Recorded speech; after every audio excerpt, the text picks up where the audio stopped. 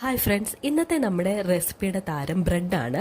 Bread 4 എടുത്ത് ഒന്ന് ചെറുതായിട്ട് കട്ട് ചെയ്ത് മാറ്റി വെച്ചു. ഒരു പാൻ എടുത്ത് അതൊന്ന് ചൂടാക്കി അതിലേക്ക് കുറച്ച് സവാള, പച്ചമുളക് ചേർത്ത് കൊടുത്തു.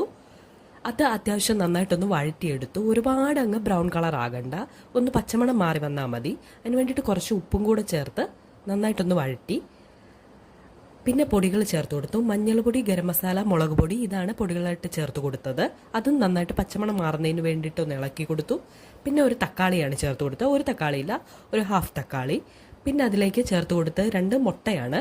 മുട്ട സെപ്പറേറ്റ് ഇങ്ങനെ ചേർത്ത് കൊടുത്ത് നന്നായിട്ടൊന്ന് വെന്ത് കിട്ടാൻ വേണ്ടിയിട്ടാണ്. അതിലേക്ക് കുറച്ച് കുരുമുളക് പൊടി, കുറച്ച് ഉപ്പ് ചേർത്ത് കൊടുത്തു. എന്നിട്ട് നന്നായിട്ട് ചിക്കി എടുത്തിട്ട് നമ്മൾ മാറ്റി വെച്ചേക്കുന്ന ആ മിക്സും കൂടെ ചേർത്ത് ഒന്ന് നന്നായിട്ട് മിക്സ് ചെയ്തെടുക്കുന്നു. അതിനുശേഷം നമ്മൾ മാറ്റി വെച്ച ബ്രെഡും കൂടെ ചേർത്ത് നന്നായിട്ടൊന്ന് ഇളക്കിയെടുത്തപ്പോഴത്തേക്കും നമ്മുടെ അടിപൊളിയായിട്ടുള്ള ടേസ്റ്റി റെസിപ്പി